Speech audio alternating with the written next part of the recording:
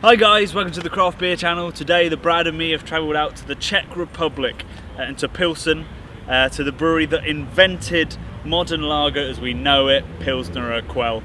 You can see the gates behind me. We're going to go in there, we're going to get tours, we're going to check out how it's made, what ingredients go in, and some really special features that make Pilsner Urquell one of the best lagers in the world.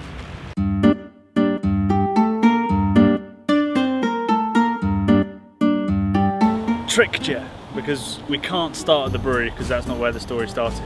We're outside Municipal House on the square in Pilsen, and that is a really famous place because in 1838 all the beer that was brewed in this area came out awful, and all the townsfolk said, right, we need to forget about this year, this vintage, and they poured it all in a ceremony outside here.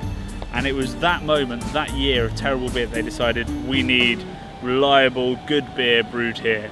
And so lots of the townsfolk put pretty much their houses, mortgaged their houses in order to fund Pilsner Urquell. And that is how the brewery started. And Pilsner Urquell paid it all back to the state, all back to the people, and the plus was some brilliant beer. So now we're going to find out what that brilliant beer was.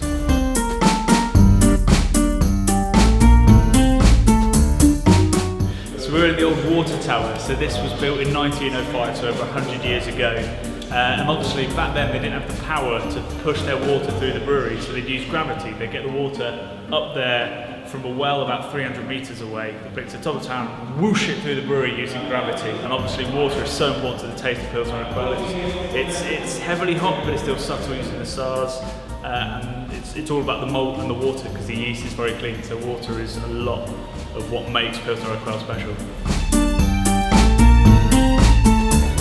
Now we're at the copper vats, and that is where they boil up the malt with some water to make your wort, which is what you have before you add the hops and the yeast.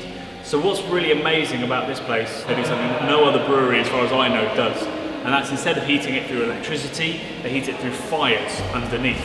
And that means that the water at the bottom gets hottest, the malt gets hottest, and you get a caramelised sugary layer at the bottom, which is then moved around. And it reaches a certain temperature which causes something called the Maillard reaction, which is this sort of sticky caramelised thing that you might get on, say, brown meat fat. And that creates this real depth of flavour that you don't get in every other lager, every other, even craft lager. Now they don't brew here anymore. These were made in about 1910. And they've now got a new brewery out there, but it's still copper, it's still built in the same way, it's still brewed in the same way. And this is it. This is where every single pint of Pilsner Urquell is made. So behind me on my left, you've got where the malt and the wort is made, and on the right, you've got where the hops are added, the SAAZ hops. I cannot stress enough, this is the hottest room I've ever been in. This is like a sauna. But I can't leave because this room is where my favourite lager is produced, and it's humbling and it's sweaty. So we've come out here to the hop fields, about an hour outside of Pilsen, to see their hops. So these are the SAAZ hops that go into Pilsner Urquell. Gives you a sort of lovely lemony character that cuts through the caramelly malts that they've created by heating it over fire, with a bit of green apple and that sort of thing. And once it's dried, these are fresh, once it's dried, it really ramps up those flavours, and they'll add loads and loads of these hops because they're a bit more subtle than, say, an American variety of hop. And that's what gives the beer its light fragrance, a little bit of lemon that goes so well with the biscuitiness. So I'm here with Robert, who is beer master of Pilsner Urquell, and he's been leading us on our tour today. And you handed me this. What is this? This is a sample of still the original H yeast. Is that yeast very special to Pilsner Urquell? Are you the only guys with it? The H yeast is specific to Pilsner Urquell. I see. So it's called H yeast. It is called the H yeast. Why is it called H yeast? I don't know. Oh. You cut that out. And what sort of flavour does it lend to the beer? Because obviously you brew to the German purity law, so there's only 4 ingredients that can go in. So what part of the flavours of Pilsner Urquell come from that? Flavours?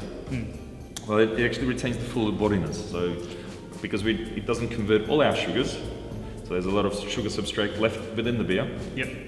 It allows actually a lot of the malty sweetness to remain in the full body taste you get in the middle of your mouth. And that means also that so it doesn't ferment all the sugars, so you can get lots of flavour without having to go to higher ABV. Indeed. So what would it be if you didn't use that yeast? Could it go a lot higher? Well, we are at 12 degree plateau B, which means the potential of it being anywhere between 4.8 to 5.3 is there. That's how much sugar content you have in the malt. The fact that our yeast stop at 4.4 is one of those specialties of Pilsner Urquell, and caused by the yeast. Awesome. You drink that?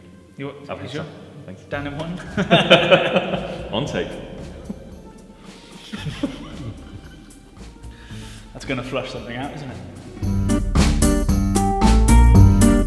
So we're in the Coopers, that's where they make the barrels. Pilsner Urquell is actually the only place in Europe, the only brewery in Europe that makes their own barrels on site. It takes 2 guys about 5 months to make something like this. It's about 40 hectolitres, and you need one of these. Brad the Viking, lend me your mallet. You need one of these. Now this wood is harder than steel, but it's still taking chips out of it. You have 2 guys working both ends so the barrel doesn't tip as they're making it. And they put their beer in wooden barrels, not necessarily to add flavour, it does add a little bit, but they're using it as control because that's how they used to make beer. And they want to, when they have it in their metal casks or in their cans or in their bottles, they want to make sure it tastes just as good and has that unique kind of oak-aged feel to it without adding anything extra. They've led us into the deepest, darkest cellars. This is where they leave their beers in wooden barrels to ferment. It's all hand dug. We're in the deepest part, so we've just been advised that if we lose the group, which we've very successfully done, we just follow the water, whichever way it's running is the way back out. I'm going to go catch up.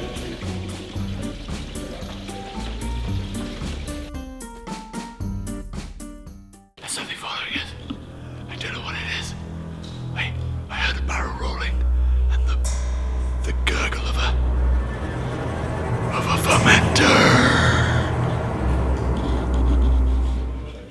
I'm about to pour myself my own pint of oak-aged Pilsner Urquell in their own cellars.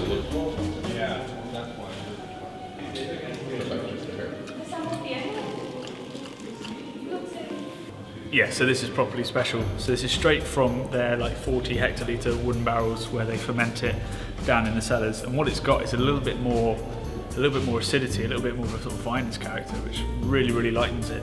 It takes away a little bit of the caramel, but just makes it super, super drinkable and light. It's amazing.